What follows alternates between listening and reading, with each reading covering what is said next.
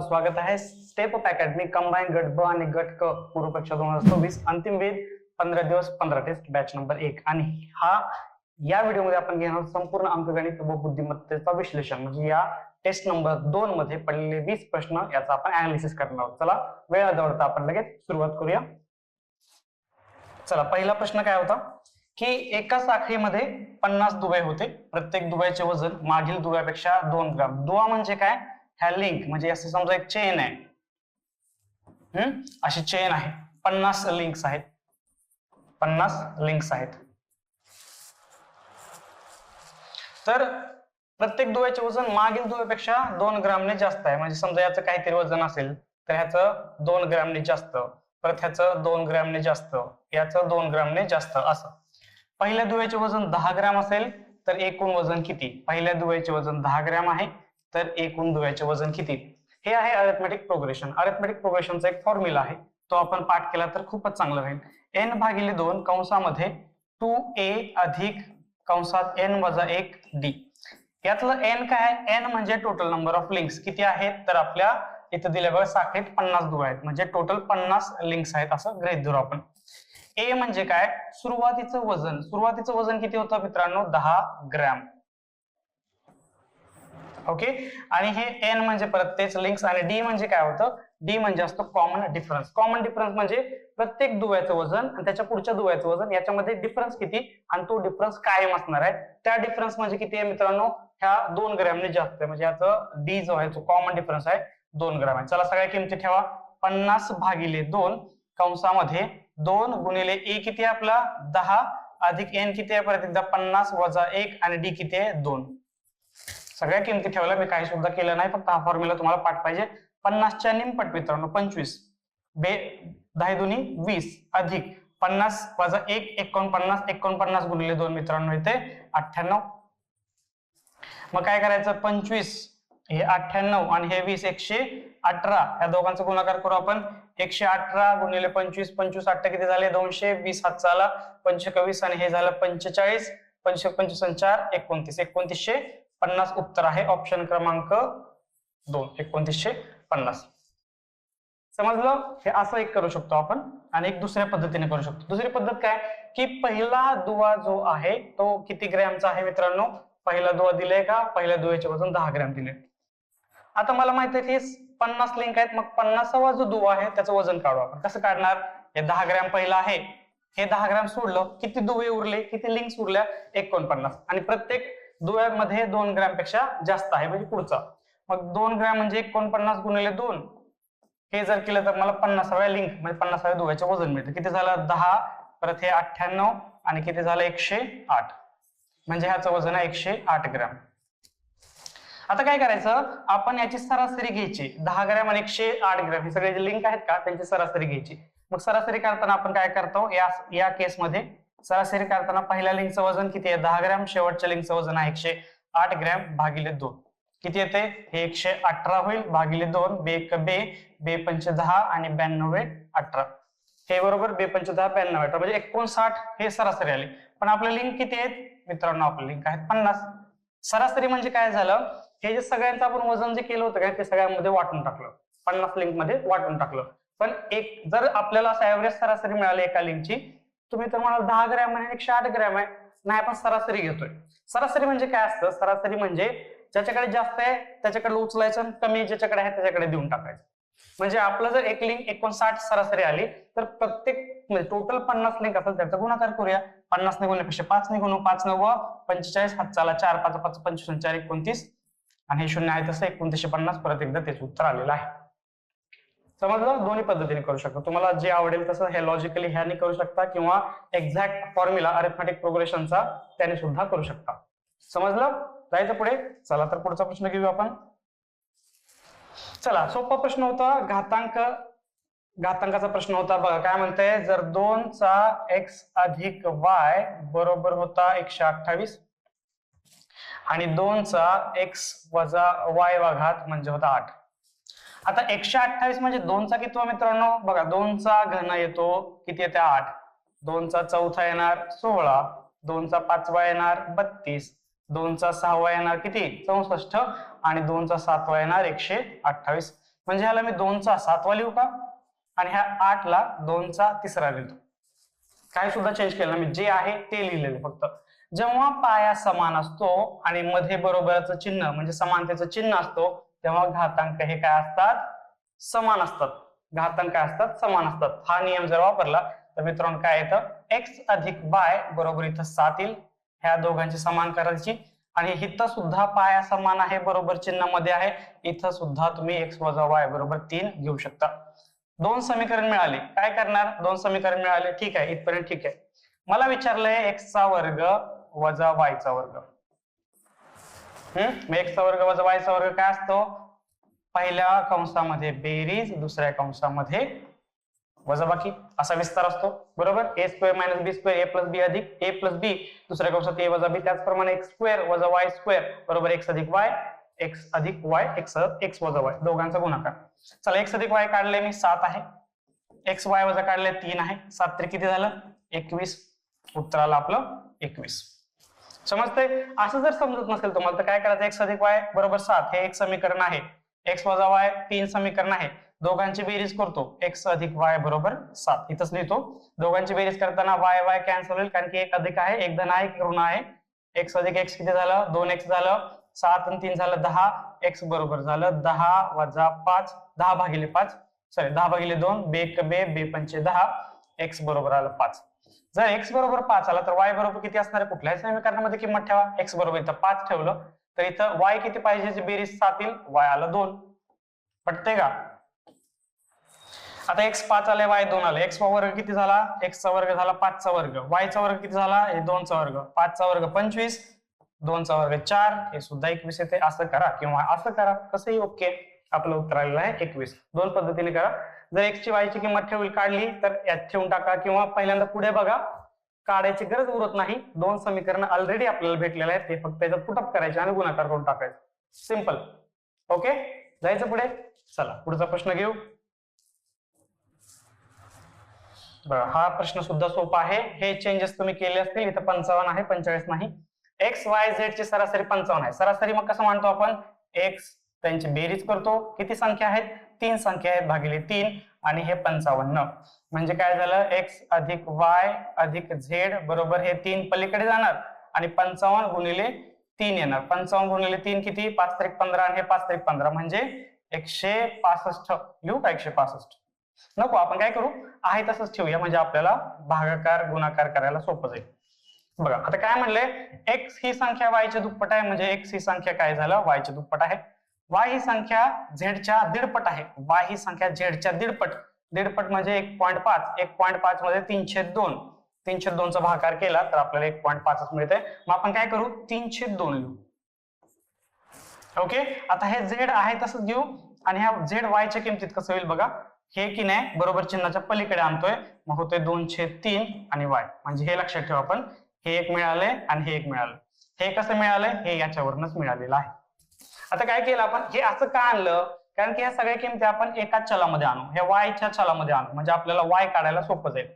मग काय केलं आपण, x च्या जागी काय ठेवलं, हे 2y ठेवलं, y च्या जागी y ठेवलं, आणि z च्या जागी मित्रांनो 2/3 y ठेवलं, आणि हे 55 गुणिले 3 आहे तसं. ओके, आता काय झालं, हे 2 आणि 1 झालं 3y अधिक 2y भागिले 3 बरोबर 55 गुणिले 3. मग चला हे तिरकस गुणाकार, 3 त्रिक 9y अधिक 2y भागिले 3 बरोबर हे परत एकदा 55 गुणिले 3 आहे तसं. आता हे 3 काय करू आपण, इकडे नेऊया, गुणिले 3 जाईल, आणि 9 2 11y, आणि हे 55 गुणिले 3 आहे तसं ठेव. आता हे 11 आहे ते पलीकडे नेऊया, भागिले 11 करतो इथंच मी, 11 1 11, 11 5 55, आणि 5 गुणिले हे 3 आणि 3 9 झालं, 9 5 45 आलं. पण मला y ची किंमत विचारली का त्यांनी, मी तर y काढलाय, बरोबर. x ची विचारले, मग x बरोबर काय, ह्या समीकरणामध्ये किंमत ठेवा, 2 गुणिले 45, आणि 45 दुनी 90, उत्तर आलं 90. ऑप्शन क्रमांक 4 हे आपलं उत्तर आलेलं आहे. स्वीट, सिंपल, सोपं उदाहरण होतं सरासरीचं. फक्त तुम्हाला हे करायचं होतं, एका चलामध्ये काढायचं होतं आणि त्याच्यात किंमत पुटअप करून सोडवायचं होतं. गणितीय क्रिया, सोपी गणितीय क्रिया, काही सुद्धा कन्सेप्ट फक्त सरासरीचा माहित पाहिजे होता, हे तरी जमते ना आपल्याला. याचं उत्तर आहे 90. जायचं पुढे. चला तर मित्रांनो पुढे जाऊया आपण. बघा सोपं करत परत एकदा. एका वस्तूची विक्री किंमत 1200 आहे आणि त्यावर 20% तोटा झालाय. समजा 100 रुपयाची वस्तू आहे, त्याच्याकडे 20% तोटा झाला तर वस्तू 80 रुपयाला होईल. हे पटतंय का मला सांगा? 100 रुपयाची वस्तू आहे, 20% तोटा झाला तर 80 रुपयाला वस्तू मिळते. मग काय केले? 80 विक्रीत त्यावर 20% तोटा झालेला ऑलरेडी, म्हणजे वस्तू झाली 80%. कशाची? समजा एखाद्या वस्तूची किंमत आहे X, त्याच्यावर 20% तोटा झाला, ती झाली वस्तू 80%. बरोबर किती रुपयाला विकली त्याने? 1200 रुपयाला विकली. हे पटतंय का बघा सांगा? 100 रुपयाची वस्तू 20% तोटा झाला तर 80 उरते. म्हणजे एखाद्या वस्तूची किंमत आहे X. वस्तूची किंमत काय गृहीत धरली आपण? X. ह्या X ची 80% किंमत म्हणजे 1200 रुपये आहे. म्हणजे ऑलरेडी याच्यात 20% तोटा झालेला आहे. X बरोबर काय करा? 1200 गुणिले 100 भागिले 80. चला 0 0 कट द्या. 4 2 8, 4 3 12, 0 आहे तसे. बे 5 10, 300 गुणिले 5, 3 5 15 आणि 2 0 आहे तसे. उत्तर आलं 1500. 1500 रुपयाची वस्तू होती, ती विकली 1200 रुपयाला, म्हणजे 20% तोटा झालाय. आपलं उत्तर आलं आहे 1500. सोपं गणित होतं, काही सुद्धा वेगळं लॉजिक किंवा अवाढव्य नव्हतं. इझी मध्ये प्रश्न होता हा. सोपा प्रश्न आहे, एवढा अवघड टाकलंच नाही मी. सगळ्या बेसिक कन्सेप्ट टाकलेले. A भागिले B काय म्हणतंय? हा भाऊ आहे, ए ह्या B चा भाऊ आहे. A अधिक B, A ही B ची आई आहे. A वजा B, हे A ही B ची बहीण आहे. तर P भागिले R अधिक Q, P चे Q शी नाते काय? P भागिले R काय? P भागिले R भाऊ आहे. P हा भाऊ आहे कशाचा? R चा. हा म्हणजे R ही व्यक्ती स्त्री आहे का पुरुष आहे माहित नाही, पण मला P हा पुरुषच आहे कारण की तो R चा भाऊ आहे, मला कळालं. परत काय? R प्लस Q, प्लस म्हणजे काय? ही आई आहे. R ही Q ची आई आहे, म्हणजे हिचं जेंडर आलं स्त्री, आणि हे काय आलं? Q हिचा मुलगा आहे. मुलगा आहे की मुलगी आहे माहित नाही, पण नक्कीच ही Q ची आई आहे. R ही Q ची आई आहे. मग आता काय झालं? P आणि Q चं नाते काय? ह्या दोघांचं नाते काय? म्हणजे समजा माझ्या आईचा भाऊ माझा कोण झाला? मामा झाला. उत्तर आलं मामा, मॅटर्नल अंकल. माझ्या आईचा भाऊ माझा काय झाला? मामा झाला. हे आलं आपलं उत्तर. सोपं होतं, फक्त लेंदी प्रश्न दिला होता आपण. ओके, चला पुढे जाऊया आपण. बघा दिसायला कसलं भारी दिसतं, अवघड दिसतोय प्रश्न एकदम, पण मित्रांनो याच्यामध्ये काय सुद्धा दम नाही. बघा काय म्हणतोय? जर विधान A सत्य असेल तर विधान B असत्य आहे. म्हणजे विधान A सत्य आहे तर विधान B असत्य आहे. जर विधान C सत्य असेल तर विधान D सत्य आहे. विधान C सत्य असेल तर विधान D सुद्धा सत्य आहे. जर विधान E असत्य असेल, विधान E असत्य असेल तर विधान B सत्य आहे. विधान B सत्य आहे. जर प्रत्यक्षात विधान A सत्य आहे, विधान A सत्य आहे, तर खालीलपैकी कोणते विधान निश्चितपणे सत्य आहे? बघा विधान E असत्य आहे तर विधान B सत्य आहे. आता बघा, आता C आणि D चा संबंधच येत नाही आपल्याला, उपयोगच नाही त्या गोष्टींचा. कसा? जेव्हा A सत्य आहे तेव्हा B काय? असत्य आहे. आणि जेव्हा B, तर इथं तर B E असत्य आहे तर B सत्य आहे. जेव्हा B असत्य आहे, हे B असत्य झालं तर E काय झालं? मग सत्य झालं मित्रांनो. बरोबर उलट झालं ना. इथं जर B असत्य आहे तर B असत्य आहे म्हणल्यावर E काय होणार आहे? सत्य असणार आहे. त्याचं उत्तर आहे E सत्य आहे. हे डेफिनेटली मी सांगू शकतो की E सत्य आहे. एवढं सोपं होतं, काय सुद्धा वेगळं नव्हतं. A सत्य आहे तर B असत्य आहे, आणि B असत्य आहे तर E सत्य करावं लागेल, कारण की आपल्याला म्हटलं की B जेव्हा सत्य असेल तेव्हा E असत्य असेल. मग त्यातच उलट की B असत्य असेल तर E सत्य असणार आहे. एवढं सोपं होतं. म्हणजे बघा दिसायला कसला प्रश्न दिसतोय, सत्य असत्य सत्य असत्य, बाबा काहीतरी गौड बंगाल आहे, असं काही सुद्धा नसतं. मी दरवेळेस म्हणतो की कोई सवाल छोटा सवाल सोपा नाही होता, कोई बडा सवाल अवघड नाही होता. मोठा प्रश्न म्हणलं की लक्षात ठेवायचं, थोडासा वेळ घेणार, पण मित्रांनो मोस्ट ऑफ चान्सेस आपलं प्रश्न सोपा असतो. जायचं पुढे. चला पुढे जाऊया. काय म्हणलंय परत एकदा सोपा प्रश्न. एका चौरसाकृती मैदानाचा, हे चौरसाकृती मैदान आहे, भोवती 20 खांब आहेत. म्हणजे कसे 20 खांब आहेत? इथं इथं असं असे प्रकार, हे 20 खांब असतील. पहिल्या आणि तिसऱ्या खांबातील अंतर 10 मीटर आहे. पहिला खांब, हा दुसरा खांब आणि तिसरा खांब. पहिल्या आणि तिसऱ्या खांबापैकी खांबामध्ये किती अंतर आहे? 10 मीटर आहे. समान अंतरावर आहेत म्हणजे पहिल्या आणि दुसऱ्या खांबामध्ये किती अंतर असणार? हे 5 मीटर असणार आणि हे 5 मीटर असणार. म्हणजे याच्यावरून कळालं की दोन्ही खांबामध्ये अंतर किती असणार आहे? 5 मीटर. आता सगळीकडे 5 मीटर असणार आहे. तर 5व्या आणि 10व्या खांबातील अंतर किती? ठीक आहे सर, काढतो मी. 5वा, 6वा, 7वा, 8वा, 9वा, 10वा. हा 5वा, 6वा, 7वा, 8वा, 9वा, 10वा. परत 5, ह्याच्यातलं 5, ह्याच्यातलं 5, ह्याच्यातलं 5, ह्याच्यातलं 5. किती झालं? 5 1 5 5 2 10 5 3 15 5 24 5 5 25. उत्तर किती आलं? 25 मीटर. सोपा प्रश्न. परत एकदा तुमच्यासाठी खुश व्हा. सोपा प्रश्न. ओके, जायचं पुढे. चला पुढे जाऊया.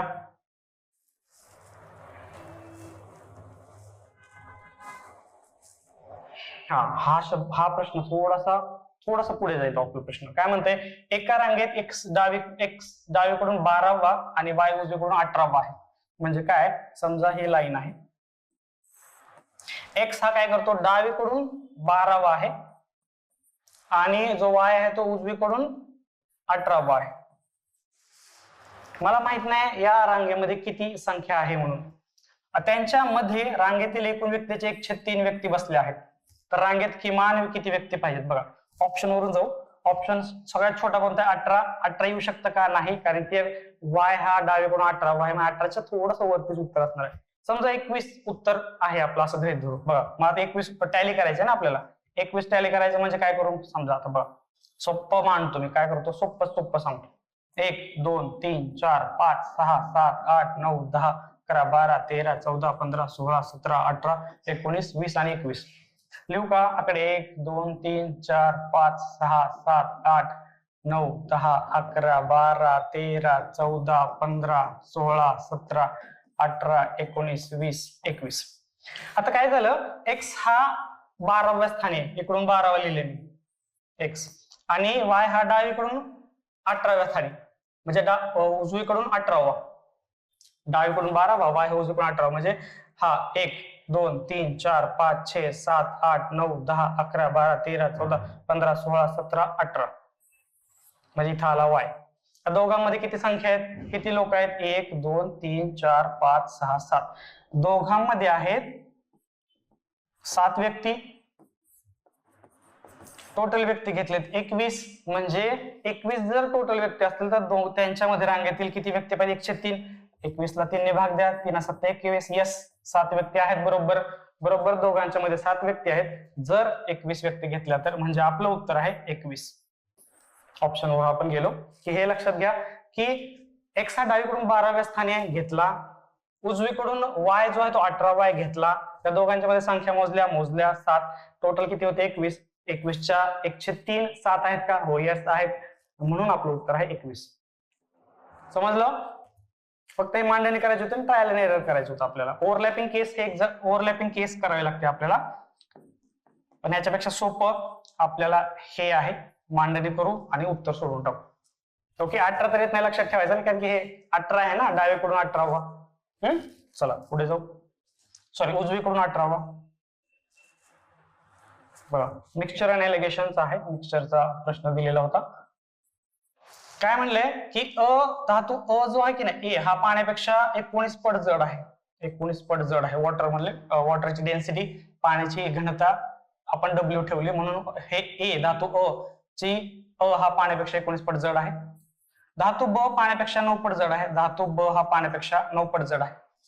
धातू आणि ब कोणत्या प्रमाणात मिसळावे जेणेकरून मिळणारे मिश्रण पाण्यापेक्षा 15 पट असतील. आता हे जे मिक्सचर करायचे आपल्याला ते किती असणार आहे? 15 पट असणार आहे. याची मांडणी कशी करायची? मिक्सचर 15 पट झालेला आहे, दोघांचं मिश्रण केलेलं आहे ते 15. याच्यानंतर काय आहे? ए जो आहे धातू, हा बी धातू हा किती आहे? 19 पट आहे, आणि हा जो बी धातू आहे 9 पट जड आहे पाण्याच्या. चला आपण काय करतो? हा 15 आणि 9 ची वजाबाकी इथं लिहितो. 15 वजा 9, आणि ह्या 19 आणि 15 ची वजाबाकी आपण इथं लिहितो. 19 वजा 15. मग किती झाली? 15 तनं 9 गेले, किती उरलं? 6, आणि 19 मधून 5 उरलं 4. हाच रेशो असतो. रेशो काय झाला? 6/4. 2-6, 2-4, 3-2, 3/2. हे आपलं रेशो आला. काय तर धातू आणि ब हे 3:2 या प्रमाणात मिसळावे जेणेकरून मिळणारे मिश्रण पाण्यापेक्षा 15 पट जड होईल. उत्तर आले 3:2. ऑप्शन क्रमांक 3. ओके, बेसिक प्रश्न घेतला मिश्रणाचा, काय सुद्धा नाही, फक्त मांडणी करायची, वजाबाकी करायची. डिअर आणि चीपर सॉरी म्हणजे महाग वस्तू आणि स्वस्त वस्तू अशी लिहायची किंवा ज्या पद्धतीने दिले ते लिहायचं आणि त्याप्रमाणे रेशो काढायचा. ए दिलं होतं 19 पट, बी दिलं होतं 9 पट आणि दोघांचं मिक्सचर केल्यानंतर 15 पट मिळणार होतं ते लिहिलं आणि त्यांची वजाबाकी करून आपण मिक्सचरचा वापर करून आपण मिक्सचर ऍलिगेशन या कन्सेप्टचा वापर करून आपण दोघांचा रेशो काढलेला आहे. काय तर अ आणि ब किती प्रमाणात मिसळावे तर 3:2 मिसळा जेणेकरून मिश्रण पाण्यापेक्षा 15 पट जड होईल. उत्तर आलं 3:2. समजलं? जायचं पुढे. चला पुढचा प्रश्न काय म्हणतोय. चला या प्रश्नावर थोडासा वेळ घेऊ. काय म्हटलंय की अ काम करतंय 36 दिवसात, ब काम करतंय 32 दिवसात. जर त्यांनी 12 दिवस एकत्र काम केले तर कामाचा किती भाग शिल्लक राहील. थोडं वेगळं आहे की नाही. अ जो आहे काय करतोय काम 36 दिवसात करतोय तर ब हा 32 दिवसात करतोय. बरोबर, एक काम अ 36 दिवसात करतोय, ब 32 दिवसात करतोय. आता मला काय करावं, किती युनिट्स काम असेल, काम किती असेल ते काढण्यासाठी मला 36 आणि 32 चा लसावी काढावा लागेल. कितीने जाईल भाग 4, 4 9 36, 4 8 32. परत पुढे जातच नाही. मग लसावी किती आला माझा, लसावी आला सर 4 गुणिले 9 गुणिले 8. मग किती येणार 4 9 36 गुणिले 8 आणि 8 सख्खा 48, हातचा आला 4, 8 त्रिक 24 आणि 4 28. 228 आल्यानंतर मला इफिशियन्सी काढावी लागेल. कार्यक्षमता ए ची किती असणार इफिशियन्सी 288 युनिट्स काम करण्यासाठी आणि 36 दिवस काम करण्या म्हणल्यावर किती युनिट्स प्रति तास काम प्रति दिवस म्हणू आपण, कारण की इथं दिवसाचं काम दिले. 36 गुणिले 288 कितीने भाग जाईल मित्रांनो, 4 ने घालू का, 4 9 36, 4 7 28, 4 2 8, 9 1 9, 9 8 72 म्हणजे 8 युनिट्स प्रति दिवस ही इफिशियन्सी आहे, म्हणजे कार्यक्षमता आहे ए ची. ओके, त्याच पद्धतीनं आपण बी ची कार्यक्षमता काढू. किती मग 288 आणि हे 32 दिवसात काम करतं. परत एकदा 8 ने 4 ने भाग देऊ. 4 7 28, 4 2 8, 4 8 32, 8 9 72. उत्तर आलं 9 युनिट्स पर डे. आता समजा दोघं काम करतायत, ए आणि बी एका दिवसात दोघं काम करतायत. मग त्यांनी किती काम संपवणार, हे 8 आणि 9, 8 अधिक 9 हे त्यांचं दोघं जर मिळून एका दिवसात काम केलं तर किती होते 8 2 16 आणि 17 युनिट्स पर डे. पटतंय का बघा, 8 2 16 17 युनिट पर डे. त्यांनी 12 दिवस एकत्र काम केले म्हणजे 12 दिवस अजून, म्हणजे जर दोघांनी मिळून एका दिवसात किती काम संपवले 17 युनिट संपवले. त्यांनी काम केले 12 दिवस, मग किती काम संपेल 12 12 5 60, 12 सख्खा 72, 12 सत्ती 84, 8 हात चाला 12 1 12 8 20 म्हणजे 204 युनिट संपवलं काम. 288 टोटल काम होतं, 204 युनिट एवढं काम संपलं. उरलं किती, चला 288 मधून 204 वजा करा, किती येते 84 युनिट्स काम उरलं. आणि आपल्याला तेच विचारलंय किती भाग शिल्लक राहील, म्हणजे 84 पैकी 288 पैकी म्हणजे 84 हे 288 पैकी काम आहे. किती काम शिल्लक राहिलं तर बघू, भाग द्या. कितीने भाग जाईल 4 ने, 4 2 8, 4 1 4, 4 7 28, 4 2 8. अजून कितीने जाईल 3 ने जाईल का, 3 7 21, 3 2 6, 3 4 12. उत्तर आले 724 काम शिल्लक राहील. आहे ऑप्शन 724, उत्तर 1 आलेला आहे. आपण सगळ्यांचं मिळून सगळ्यांची इफिशियन्सी काढली. ए आणि बी एका दिवसाचं काम काढलं, एका दिवसाचं ते आलं 17. 12 दिवस काम केलंय 204 काम आलं. 204 काम तर टोटल मिळून तर 288 काम होतं. 288 मध्ये 204 वजा केलं 84 काम मिळालं. 84 काम ऍज कम्पेअर टू कशाच्या तर 288च्या. तेवढा रेशो काढला तर मला उरलेलं काम मिळतं 724. हे आपलं उत्तर आहे बघा. लसावी काढायचा कंपल्सरी की मला टोटल काम मिळतं, किती काम करायचं, किती काम संपवायचं आहे. आणि त्या पद्धतीने आपण कार्यक्षमता काढली, इफिशियन्सी म्हणतो आपण याला. इफिशियन्सी ए ची आणि बी ची काढली आणि त्या पद्धतीने आपण उत्तर सोडवलेलं आहे. समजलं? खूप सोप्या पद्धतीने सांगितलं आहे. समजलं नसेल तर मित्रांनो हा प्रश्न परत एकदा रिपीट पहा, म्हणजे तुम्हाला हा कन्सेप्ट समजेल. टेस्ट नंबर 1 मध्ये सुद्धा अशा प्रकारचा एक कन्सेप्ट घेतला होता, जो की लेंदी प्रश्न होता. बहुतेक मला वाटतंय पहिलाच प्रश्न टाकला होता तो. ओके, 724 उत्तर आलेला आहे. जायचं पुढे. चला पुढचा प्रश्न घेऊया. काय म्हणते, भरमसाठ मोठा प्रश्न दिसला की मित्रांनो अजिबात घाबरायचा. मी काय म्हणले, कोई भी छोटा सवाल सोपा नाही होता पर कोई बडा सवाल अवघड नाही होता. काय म्हणते, जेव्हा वर्ग ए मधील 5 मुले वर्ग बी मध्ये दाखल होतात. ठीक आहे सर, 2 वर्ग आहेत मला कळालंय, ए आहे आणि बी आहे. समजा ए वर्गात मुलांची म्हणजे विद्यार्थी संख्या x आहे आणि y बी मध्ये आहे. वर्ग ए मधले 5 विद्यार्थी बी मध्ये दाखल होतात. वर्ग ए मधील 5 विद्यार्थी म्हणजे ए मधले 5 विद्यार्थी गायब झाले आणि बी मध्ये 5 विद्यार्थी ऍड झाले.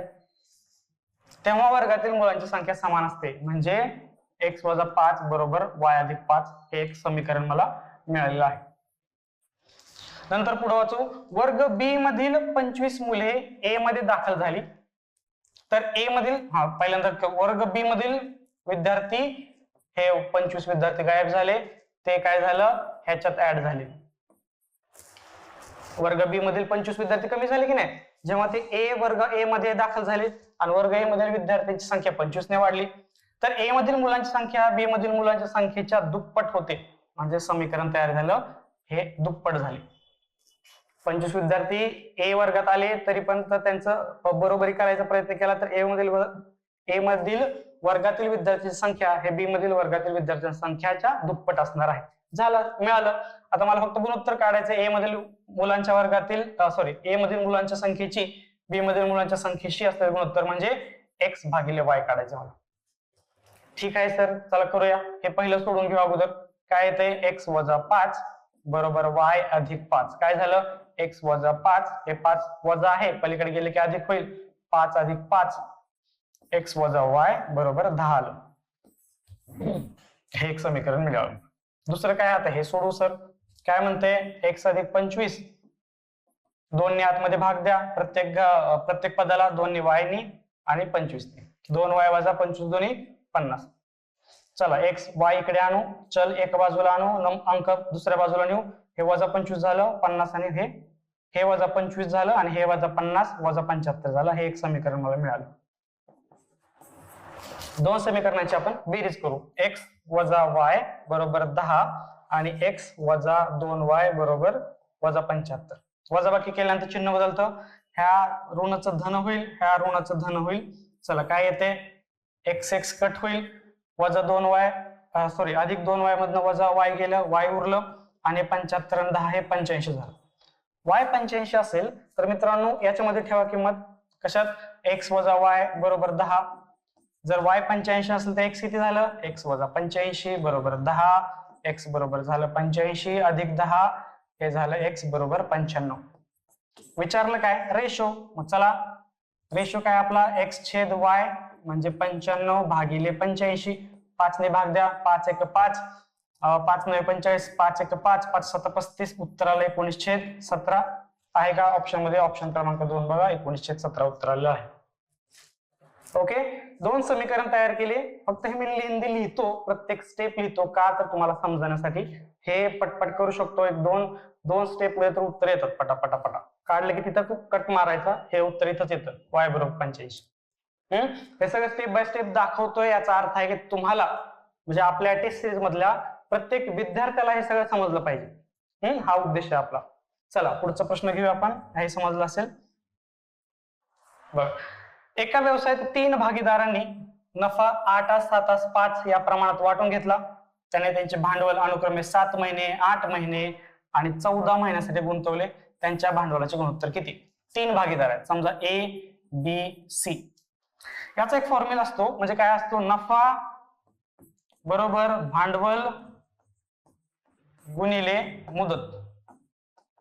मुदत म्हणजे कालावधी, जेवढी रक्कम गुंतवलेली आहे त्या प्रमाणात नफा मिळणार. मला विचारले भांडवलाचं गुणोत्तर विचारले, मग भांडवल काय झालं, भांडवल बरोबर नफा भागिले मुदत झालं. नफा भागिले मुदत झालं. नफा किती आहे, नफा कसा आहे रेशो त्याचा, नफा आहे 8 तास 7 तास 5.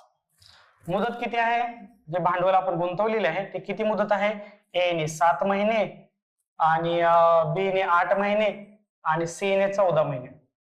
तर मला आता भांडवलाचं गुणोत्तर काढायचं आहे. मग भांडवल म्हणजे काय आपलं, भांडवल म्हणजे आहे नफा भागिले मुदत. नफा किती आहे, 8 भागिले 7 7/8 समजते ना, नफा भागिले मुदत करतोय, फक्त भागिले करतोय, आणि 5/14. आता आपल्याला समान छेद करावा लागेल, बरोबर. खालचं लसावी काढूया. 8 7 14, 7 1 7, 7 1 7, 7 2 14, 8 आहे तसं, 2 बेक बे बेचूक 8, हातचा 1. आता आपला लसावी आला 7 2 14, 14 28, 28 2 56, म्हणजे आपल्याला लसावी आलेला आहे 56. ओके. आता 56 ने आपण काय करू, प्रत्येकाला गुणून घेऊया. म्हणजे कसं, 8/7 गुणिले 56, 7/8 गुणिले 56, आणि 5/14 गुणिले 56. ओके. चला भाग द्या. 7 8 56, 8 1 8, 8 7 56, 14 1 14, 14 चौक 56, 8 8 64, 7 7 49, 5 चौक 20, 64 49 20. कुठे आहे 64 49 20. ओके. तुम्ही काय कराल माहितीये का, तुम्ही असं करायचं नाही की 8 गुणिले 7, 7 गुणिले 8, 5 गुणिले 14 असलं काहीच करायचं नाही मित्रांनो. कारण की हा कन्सेप्ट लक्षात घेतला, नफा केव्हा मिळतो, समजा एखादं मुद्दल म्हणजे भांडवल गुंतवले आणि कितीतरी महिन्यांसाठी गुंतवले, ह्या दोघांचा गुणाकार करतो तेव्हा आपल्याला नफा मिळतो. पण आपल्याला भांडवलाचं काढायच्या वेळेस ही खोच आहे याच्यामध्ये, की आपल्याला भांडवल काढताना नफा भागिले मुदत करायची. भांडवल म्हणजे मुद्दल, नफा भागिले मुदत करायची, त्याप्रमाणे आपण काढला. लसाव्याला 56 आणि समान छेद करून घेतलं तर आपल्याला हे उत्तर मिळालेलं आहे 64 49 आणि 20. समजलं. हे समजावण्यासाठी, हा कन्सेप्ट समजावण्यासाठी हा प्रश्न घेतला होता आपण. ओके. चुकलं असेल, असं नाही ना केलं. चला पुढचा प्रश्न घेऊ. याच्या पुढे नाही करायचं. काय म्हणते, आई आपल्या मुलीला म्हणाली, 7 वर्षापूर्वी माझे वय तुझ्या तेव्हाच्या वयाच्या 7 पट होते. चला, एक आई आहे आणि मुलगी आहे. ओके. 7 वर्षापूर्वी म्हणजे समजा 7 वर्षापूर्वी मुलीचं वय समजा X मानलं, तर आई काय म्हणते, माझे वय तुझ्या वयाच्या तेव्हाच्या वयाच्या 7 पट होते, म्हणजे 7x झालं. 7 वर्षापूर्वी जर मुलीचं वय आपण X मानलं तर आईचं वय झालं 7x. तसेच आतापासून 3 वर्षांनी, आता बघा 7 वर्षापूर्वी होतं आणि आजचं वय, आणि परत आजच्या पासून 3 वर्ष, म्हणजे 7 वर्षापूर्वी आजचं वय आणि परत 3, म्हणजे इथून किती अंतर पार करायचं, 7 वर्ष, 10 वर्षांचं, म्हणजे 10 वर्षाचं अंतर झालं ना. म्हणजे 3 वर्षानंतर म्हणजे आपल्याला याच्यामध्ये किती ऍड करायचे, प्रत्येकामध्ये 10 ऍड करायचे. हे 10 वर्ष आणि हे 7x अधिक 10. पटतंय का. हे आजचं वय, हे 7 वर्षापूर्वीचं आहे 3 वर्षानंतरचं. या दोघांमध्ये अंतर किती आहे, 10 वर्षाचं. जर 3 वर्षानंतर जर वय काढलं त्या प्रत्येकामध्ये 10 ऍड केलं. 3 वर्षांनी माझे वय तुझ्या वयाच्या तिप्पट आहे, म्हणजे आईचं वय काय, ह्याच्यापेक्षा हे आईचं वय झालं तिप्पट. तर आई आणि मुलीचे आजचे वय शोधा. ठीक आहे, बरोबर करा. किती येते बघू आपण. 7 3 गुणा 7 3 21, सॉरी तिप्पट नाही, तिप्पट म्हणजे हे तिप्पट. 7x अधिक 10 बरोबर 3x अधिक 30. हे 3 इकडे आणू, 7x वजा 3x बरोबर हे 10 तिकडे नेऊ, 30 वजा 10 हे 20 येणार, 7 वजा 3x 4x येणार, x बरोबर 20/4, 4 1 4, 4 5 20, 5 येणार, आणि x बरोबर 5. काय विचारले, काय पण विचारले, आई आणि मुलीचे सध्याचे वय. आई आणि मुलीचे सध्याचे वय, सध्याचं वय जर विचारलं, आजचे वय, आजचे वय. आता 7 वर्षापूर्वीचं वय काय झालं, हे काय झालं, 7 5 35 आणि हे झालं 5. आजचं वय काढायचं म्हणलं तर आईचं वय किती आलतं 7 वर्षापूर्वी 35, मुलीचं वय किती आलतं 7 वर्षापूर्वी 5. आता 7 वर्षापूर्वी म्हणजे आजचं म्हणल्यावर ह्याच्यामध्ये 7 ऍड करणार ना आपण. 35 अधिक 7 आणि 5 अधिक 7, 35 आणि 7 किती झाले 42, 5 आणि 7 झाले 12. उत्तर आलं 42 आणि 12, ऑप्शन क्रमांक 3, 42 आणि 12. हे x ची किंमत आपण ठेवली, हे 35 आणि 5 आलं, पण हे वय आहे 7 वर्षापूर्वी. आजचं वय काढायचं म्हटलं तर मला त्याच्यामध्ये 7 मिसळावे लागतील, तेव्हा 7 मिसळल्यानंतर मला आजचं वय मिळतं 42 आणि 12. सोपा प्रश्न होता. हे समजवण्यासाठी तुम्हाला हे समजवण्यासाठी आणि हे समजवण्यासाठी हा प्रश्न घेतलेला आहे की बाबा 10 ऍड का केले, 10च का ऍड केले, कारण की आजच्या वयाच्या 7 वर्षापूर्वीच माहिती आहे मला आणि 3 वर्षानंतरच काढलेलं आहे, रिलेशन दिलेलं आहे, तेव्हा मला हे 10 ऍडच करावे लागतील. ओके, समजलं? जायचं पुढे. चला पुढचा प्रश्न घेऊ. खाली एका ठोकळ्याची 3 स्थाने दिलेत, दोन या अंकासमोरील अंक शोधा. आहे का, हे 3 आकडे दिलेत. कसं शोधायचं? 3 आकडे 3 शोधायचे आपल्याला, 2 या अंकासमोरील अंक शोधायचे. बघा 1 2 3 आकृती बघा, 1 आणि तिसरी आकृती बघा, 1 आणि 4 कॉमन आहे, 1 आणि 4 कॉमन. याचाच अर्थ 2 च्या ऑपोजिट उरलेली संख्या असते 6, म्हणजे 2 च्या ऑपोजिट आहे 6. याच पद्धतीने सगळं सोडवायचं, याच पद्धतीनेच वापर करायचा. 2 च्या काय तर उत्तराला 6, संपला विषय. कॉमन बघायचं कशात काय, आणि कॉमन बघितलं तर उरलेलं जे आहे ते ऑपोजिट साईडला असतं, हे लक्षात ठेवायचं. ऑपोजिट साईडलाच असतं, लक्षातच ठेवायचं आपल्याला. ओके, उत्तराला याचं 6 असतील, 2 च्या ऑपोजिट साईडला ठोकायचं 6 असेल. चला पुढे जाऊ. काय म्हणले बघा, लक्ष द्या. आता खूप छान प्रश्न होता, चुकायची थोडीशी शक्यता होती. वेन आकृतीमध्ये खालील कोणती संख्या केवळ कार्यकारी आणि लिपिकांना दर्शवते? म्हणजे मला दाखवायचं फक्त कार्यकारी आणि लिपिक. सर्वात मोठा त्रिकोण आहे की नाही, हा सर्वात मोठा त्रिकोण, तो काय दर्शवतोय?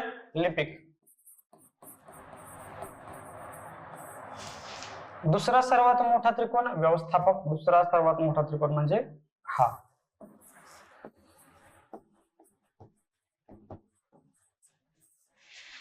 वर्तुळ महाव्यवस्थापक, वर्तुळ दिसतंय, वर्तुळ महाव्यवस्थापक.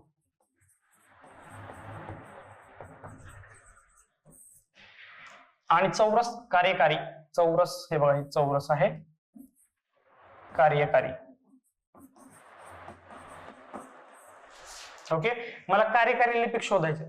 हा टोटल आहे लिपिक आणि हा टोटल आहे कार्यकारी. याच्यातला कॉमन भाग कोणता आहे तर मित्रांनो हा कॉमन भाग इथे बघा, कुठला? हा. फक्त केवळ कार्यकारी लिपिक शोधायचं म्हटलं तर हा भाग येतो कॉमन. उत्तर आहे आपलं 10, ऑप्शन क्रमांक 2. इकडलं घेऊ शकत नाही, इकडलं घेतलं तर हा महाव्यवस्थापक सुद्धा येतो, बरोबर. हे जर घेतलं आपण इकडून असं, म्हणजे इकडं भाग घ्यायला गेलो तर काय महाव्यवस्थापक पण येतोय, व्यवस्थापक पण येतोय. आपल्याला फक्त लिपिक आणि कार्यकारी घ्यायचं होतं, तर आपलं उत्तर आलेलं आहे 10, ऑप्शन क्रमांक 2 10.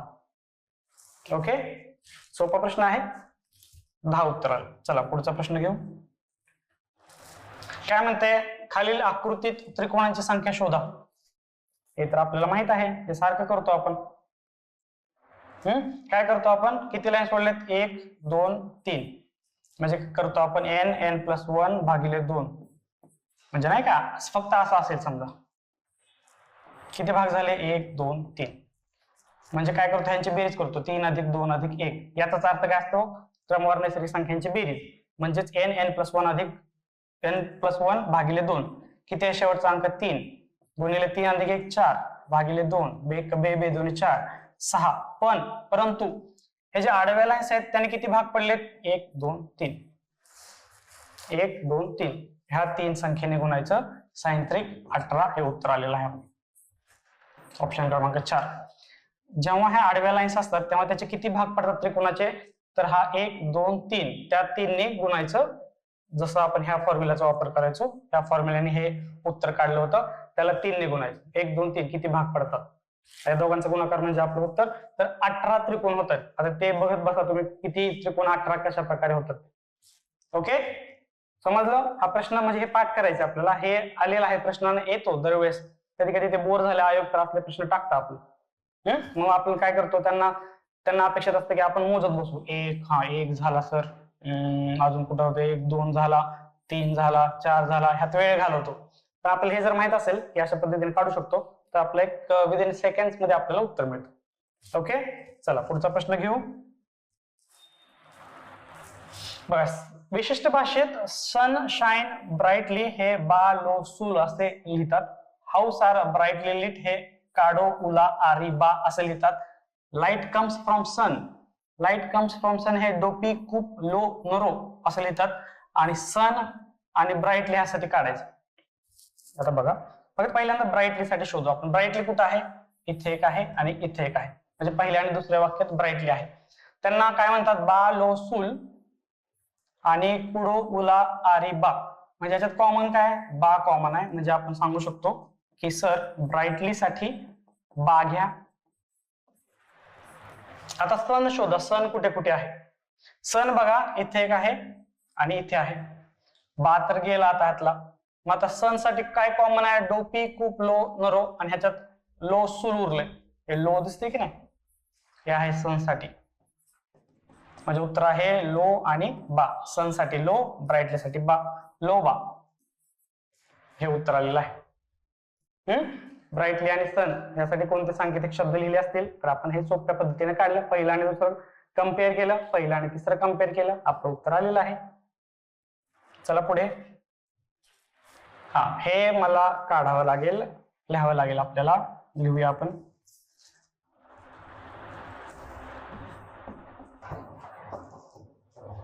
चला काय म्हटलं की स्ट्राईकला STRIKE स्ट्राईकला काय लिहिले? YYVLMF असं का लिहिले बरं? एस म्हणजे काय येते? एस ची किंमत आहे 19, टी ची किंमत काय आहे? 20, आर ची किंमत काय आहे? 18, आय ची किंमत काय आहे? 9, के ची किंमत काय आहे? 11, ई ची किंमत आहे 5, एफ ची किंमत आहे 6, एम आहे परत एकदा 13, एल आहे 12, बी आहे 22, वाय आहे 25 आणि 25. बघा 5 ई आणि 5 ई आणि एफ मध्ये 1 चा फरक आहे, म्हणजे 5 आणि 6. के आणि एम मध्ये 11 आणि 13 2 चा फरक, 9 आणि 12 मध्ये 3 चा फरक, 18 आणि 22 4 चा फरक, 20 आणि 25 5 चा फरक, 19 आणि 25 6 चा फरक. म्हणजे असा फरक वाढत गेला एक एकने. हे रिलेशन मला कळालं. गार्डन, दिल गार्डन गार्डन हो गया. चला गार्डनचं काय करूया आपण? नंबर लिहू. जी म्हणजे 7, ए म्हणजे 1, आर म्हणजे 18, डी म्हणजे 4, ई म्हणजे 5, एन म्हणजे 14. आता परत एकदा मला फरक एक एकने वाढवायचा आहे. 1 ने फरक वाढला 15, परत 2 ने 7, परत 3 ने 7, परत 4 ने 22, परत 5 ने 6 आणि 7 ने 14. सॉरी चुकलं. 1 ने 15, 2 ने 7, 3 ने 7, 4 ने 22, 5 ने 6 आणि 6 ने 13. चला नंबर किती? 13 चा किती नंबर आहे? 13 आहे एम, 6 आहे एफ, 22 आहे व्ही, 7 आहे झीजी आणि 15 आहे ओ. MFVGGO, MFVGGO ऑप्शन 3 बघा. MFVGGO 1 2 3 4 5 6 या फरकाने वाढत गेलेला क्रम आहे, सिक्वेन्स आहे. त्याच पद्धतीने गार्डनचा सुद्धा काढला.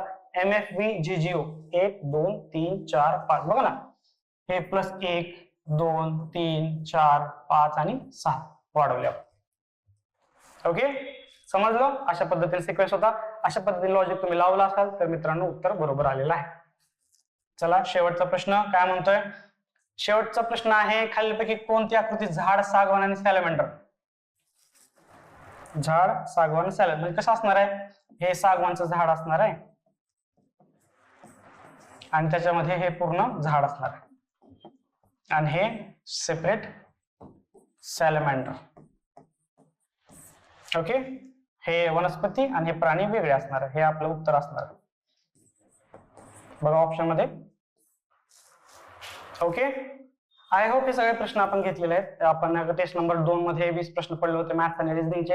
हे सगळे इत्यंभूत बेसिक पासून वेगळ्या पद्धतीने कसं येऊ शकतं का या पद्धतीने ह्या अँगलने अप्रोच घेतलेला आहे. प्रश्न जर पाहिला असेल तुम्हाला तर ह्यामध्ये अवघड प्रश्न असे काहीच नव्हते. मॉडरेट प्रश्न म्हणू शकतो 2 ते 3 होते. बाकी सगळे जर अभ्यास व्यवस्थित केला असेल, ऍव्हरेज जरी अभ्यास केला असेल तरी तुम्हाला सगळ्या कन्सेप्ट आले असतील तर हे प्रश्न खूप सोपे होते मित्रांनो. मागच्या टेस्ट सारखं नव्हतं. मागच्या टेस्टला थोडं अवघड होतं. हा टेस्ट त्या लेवलचा होता, त्या डिफिकल्टी लेवलचा सेट केला होता ज्या डिफिकल्टी लेवलला कंबाईनचा ग्रुप बी ग्रुप सी पेपर पूर्व परीक्षेचा येतो. ओके आय होप समजलं असेल. अभ्यास करायलाच पाहिजे मित्रांनो आणि भेटू अशाच प्रकारच्या पुढच्या व्हिडिओमध्ये. तब तक टेक केअर, बाय बाय.